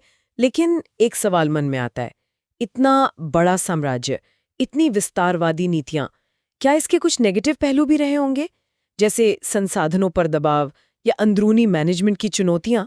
ये सोचने वाली बात है, बिल्कुल। हालांकि जो स्रोत हैं, जो हमें जानकारी मिलती है, वो सीधे तौर पर नकारात्मक पहलुओं का जिक्र कम करते हैं। पर यह स्वाभाविक है कि इतने बड़े साम्राज्य को संभालना, दूर दराज के इलाकों पर कंट्रोल रखना और लगातार फौजी अभियान जारी रखना, ये सब चीजें संसाधनों पर भारी दबाव तो डालती होंगी। हाँ, जाहिर है। और ये भी मुमकिन है कि इसी विस्तार ने आगे चलकर अंदरूनी अस्थिरता के बीज भी बो दिए हों। हालांकि सिद्धराज के अपने शासनकाल में उनका असर साफ नहीं दिखता, पर यह बात जरूर पता चलती है कि वीरता को संभालने के लिए विद्या यानी कुशल प्रशासन और दूरदर्शिता कितनी जरूरी है। बिल्कुल। सिद्धराज के बाद भीमदेव द्वितीय का नाम भी आता है इतिहास में, खासकर एक महत्वपूर्ण युद्ध के लिए। उनके समय में ये बात है लगभग 1178 ईस्वी के आसपास की। गुजरात की सीमा पर एक बड़ा खतरा आया, तुर्क हमलावर मोहम्मद गोरी, जिसने गुजरात पर चढ़ाई की। मोहम्मद गोरी? जी। लेकिन आबू पर्वत के पास एक युद्ध हुआ, कसारदा या कुछ लोग कायादारा भी कहते हैं। उस युद्ध में भीमदेव द्वितीय की सेना ने मोहम्मद गोरी की सेना को बुरी तरह हरा दिया। हालांकि कहते हैं कि उस समय भीमदेव शायद काफी युवा थे और असली नेतृत्व उनकी मां या सेनापतियों के हाथ में रहा होगा। ये वही मोहम्मद गोरी है ना, जिसने बाद में उत्तर भारत में तुर्क सत्ता की नींव रखी? जी हाँ, वही मोहम्मद गोरी। कसारदा की ये जीत मिलिट्री पॉइंट ऑफ व्यू से देखें तो बहुत महत्वपूर्ण थी। इसने कुछ दशकों के लिए गुजरात को सीधे तुर्क हमलों से बचा लिया। हालांकि ये सुरक्षा हमेशा के लिए तो साबित नहीं हुई, पर इसने उस समय सोलंकी सेना की ताकत और उनके जुझारूपन, उनकी वीरता का परिचय जरूर दिया। अब आते हैं उस पहलू पर जिसकी वजह से सोलंकी काल को आज भी सबसे ज्यादा याद किया जाता है, उनकी कला और स्थापत्य कला। और यहीं पर वो स्वर्ण युग वाली बात सबसे ज्यादा फिट बैठती है ना? बिल्कुल सही। अगर सोलंकी काल को स्वर्ण युग कहा जाता है तो उसका सबसे बड़ा आधार, सबसे मजबूत स्तंभ उनकी वास्तुकला और उनकी मूर्तिकला की अद्भुत देन है। उन्होंने मंदिर बनाने की खास शैली को मतलब एकदम चरम पर पहुंचा दिया। इस शैली को मारू गुर्जर शैली कहा जाता है। मारू गुर्जर शैली, ये क्या है? इसे थोड़ा और समझाएंगे? मतलब इसमें क्या खास बात थी? देखिए, मारू गुर्जर शैली जो है वो मुख्य रूप से गुजरात और राजस्थान में विकसित हुई और ये अपनी असाधारण सजावट और बहुत ही बारीक नक्काशी के लिए जानी जाती है। अच्छा, बारीक नक्काशी। हाँ, इसमें आप देखेंगे कि खंभों पर, छतों पर जो मेहराबदार दरवाजे होते हैं, तोरण, उन पर और मूर्तियों पर इतनी महीन और जटिल कारीगरी होती है कि ऐसा लगता है मानो पत्थर पर फीताकारी का काम किया गया हो। जैसे लेस वर्क होता है ना, वाह! ज्यामितीय पैटर्न्स होते हैं, पौराणिक कथाओं के दृश्य होते हैं, देवी देवता, अप्सराएं और रोजमर्रा की जिंदगी के दृश्य, इन सब का बड़ा जीवंत चित्रण मिलता है। और सोलंकी काल में ये शैली अपने शिखर पर पहुंच गई थी। तो चलिए इस शैली के कुछ अद्भुत उदाहरणों पर बात करते हैं। सबसे पहले मोढेरा का सूर्य मंदिर, उसके बारे में बताइए। मोढेरा का सूर्य मंदिर ये भीमदेव प्रथम के समय में बना था और ये मारू गुर्जर शैली का एक बेहतरीन नमूना है। सूर्यदेव को समर्पित है ये मंदिर। इसका जो पूरा लेआउट है, विन्यास है, वो अद्भुत है। कैसे? देखिए, सबसे पहले एक पवित्र कुंड है जिसे सूर्य कुंड कहते हैं। उसमें छोटे छोटे कई मंदिरों की सीढ़ियां उतरती हैं। फिर एक बहुत ही भव्य सभा मंडप है और उसके बाद गर्भगृह आता है जहां मुख्य मूर्ति रही होगी। हालांकि अब उसका शिखर नहीं है, वो नष्ट हो चुका है। लेकिन पूरे मंदिर परिसर की दीवारों पर, खंभों पर जो नक्काशी की गई है वो देखने वाले को बिल्कुल मंत्रमुग्ध कर देती है। और ये सिर्फ एक पूजा की जगह नहीं है, ये उस समय के खगोलीय ज्ञान, उनके गणितीय ज्ञान की सटीकता और इंजीनियरिंग के कौशल का भी प्रमाण है। और फिर है रानी की वाव। ये तो मतलब कमाली है। यूनेस्को की विश्व धरोहर सूची में भी शामिल है और अब तो हमारे नोट पर भी इसकी तस्वीर है। रानी की वाव, हाँ, यानी रानी का सीढ़ीदार कुआं। ये तो सचमुच वास्तुकला का एक अजूबा है। इसे रानी उदयमती ने बनवाया था अपने पति भीमदेव प्रथम की याद में। और ये कोई मामूली बावड़ी नहीं है, ये एक तरह से उल्टा मंदिर है जो जमीन के नीचे 7 मंजिलों तक जाता है। 7 मंजिल नीचे? हाँ, 7 मंजिल नीचे। और हर मंजिल की दीवारों पर, खंभों पर जो आले ताखे बने हैं, उनमें सैकड़ों बेहतरीन मूर्तियां और नक्काशीदार पैनल लगे हुए हैं। उनमें विष्णु के दशावतार हैं, देवी देवताएं हैं, अप्सराएं हैं, सामाजिक जीवन के दृश्य हैं, क्या नहीं है। सोचकर ही अचंभा होता है। ये न सिर्फ कला का खजाना है, बल्कि उस समय की जो पानी को सहेजने की तकनीक थी, जल प्रबंधन की तकनीक और इंजीनियरिंग का जो कौशल था, उनकी विद्या का भी बेजोड़ उदाहरण है। आप जरा सोचिए, 7 मंजिल नीचे उतरते हुए हर दीवार पर सैकड़ों मूर्तियां आपको देख रही हों। ये सिर्फ एक कुआं नहीं है, ये कला और इंजीनियरिंग का एक महाकाव्य है। पर ये रानी की वाव जैसी जो संरचना थी, क्या ये सिर्फ एक स्मारक थी, यादगार थी, या इसका कोई सामाजिक आर्थिक महत्व भी था, जैसे पानी की जरूरत पूरी करना या लोगों के मिलने जुलने की जगह बनना? ये बहुत अच्छा सवाल है। देखिए, निश्चित रूप से इसका मुख्य उद्देश्य तो स्मारक बनाना और धार्मिक पुण्य कमाना था। लेकिन ऐसी जो विशाल बावड़ियां होती थीं, उनका व्यावहारिक महत्व भी बहुत ज्यादा था। गुजरात जैसा इलाका जो काफी शुष्क है, वहां ये पानी को बचाने और सप्लाई करने के बहुत महत्वपूर्ण स्रोत थे। सही। और साथ ही ये अक्सर महिलाओं के लिए मिलने जुलने, धार्मिक रीति रिवाज करने और खासकर भीषण गर्मी से राहत पाने के लिए एक महत्वपूर्ण सामाजिक जगह भी बन जाती थी। तो हाँ, इनमें कला, स्मृति, धर्म, जल प्रबंधन और सामाजिकता, कई पहलू एक साथ जुड़े हुए थे। मोढेरा और रानी की वाव के अलावा और कौन से बड़े निर्माण हैं इस काल के? और ये बहुत सारे हैं। राजस्थान में किराड़ू के मंदिर हैं, जिन्हें राजस्थान का खजुराहो भी कहते हैं। सोमनाथ मंदिर का तो बार बार पुनर्निर्माण हुआ ही। पाटन में सहस्त्रलिंग तालाब जैसे बड़े बड़े जलाशय बनवाए गए। अनेक किले और दुर्ग बने और खासकर बहुत ही भव्य जैन मंदिर बने। हाँ, जैन मंदिर। माउंट आबू पर जो दिलवाड़ा के जैन मंदिर हैं, हालांकि वो उनके मंत्रियों या व्यापारियों ने बनवाए थे, पर उन्हें सोलंकी राजाओं का पूरा संरक्षण हासिल था। विमल वसई और लूण वसई मंदिर ये संगमरमर की नक्काशी के लिए दुनिया भर में मशहूर हैं। ये सभी निर्माण सोलंकी काल की समृद्धि, उनकी कलात्मक उत्कृष्टता और उनकी धार्मिक उदारता को दिखाते हैं। कला और स्थापत्य के अलावा शिक्षा और धर्म के क्षेत्र में सोलंकियों का क्या नजरिया था? क्या यहाँ भी विद्या का असर दिखता है? हाँ, बिल्कुल दिखता है। सोलंकी शासक आमतौर पर धार्मिक रूप से काफी सहिष्णु थे, टॉलरेंट थे। उनके राज्य में शैव, वैष्णव और जैन तीनों ही धर्मों का समान रूप से विकास हुआ। अच्छा। जैसा हमने सिद्धराज जयसिंह और आचार्य हेमचंद्राचार्य के उदाहरण में देखा, जैन विद्वानों का राज दरबार में काफी मान सम्मान था। साथ ही वो खुद अक्सर शैव मत को मानने वाले थे और उन्होंने कई शिव मंदिर भी बनवाए। तो ये जो धार्मिक सहिष्णुता थी और अलग अलग मतों का एक साथ फलना फूलना, ये उनके शासन की एक महत्वपूर्ण विशेषता थी। और शिक्षा के प्रसार के लिए, ज्ञान बढ़ाने के लिए क्या कोशिशें हुईं? उन्होंने शिक्षा और ज्ञान को भरपूर बढ़ावा दिया। राजधानी पाटन, जैसा मैंने पहले कहा, उस समय शिक्षा और ज्ञान विज्ञान का एक बड़ा केंद्र बन गई थी। दूर दूर से विद्वान और छात्र वहां आते थे।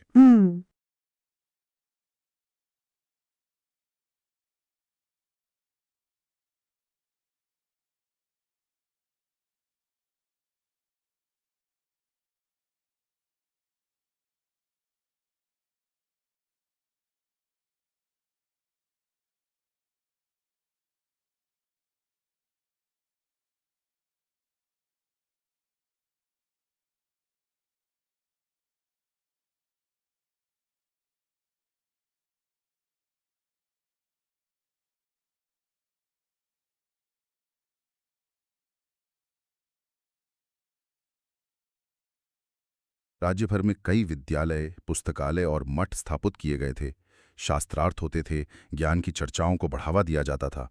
हेमचंद्राचार्य जैसे विद्वानों का होना और सिद्ध हेम शब्दानुशासन जैसे ग्रंथों का लिखा जाना, ये सब उसी माहौल का नतीजा थे। ये साफ तौर पर विद्या को दिए गए महत्व को दिखाता है, जो किसी भी मजबूत और समृद्ध राज्य के लिए बहुत जरूरी है। हर ऊंचाई के बाद ढलान भी आती है। इतना शक्तिशाली राजवंश, इतना गौरवशाली इतिहास, ये कमजोर कैसे पड़ा और इसका अंत कैसे हुआ? हाँ, ये तो होता ही है। 12वीं शताब्दी के आखिरी दौर में और 13वीं शताब्दी की शुरुआत में, खासकर भीमदेव द्वितीय का शासनकाल काफी लंबा रहा। उसके आखिरी सालों में और उसके बाद सोलंकी शक्ति धीरे धीरे कमजोर होने लगी। क्या वजह रही? इसके कई कारण थे।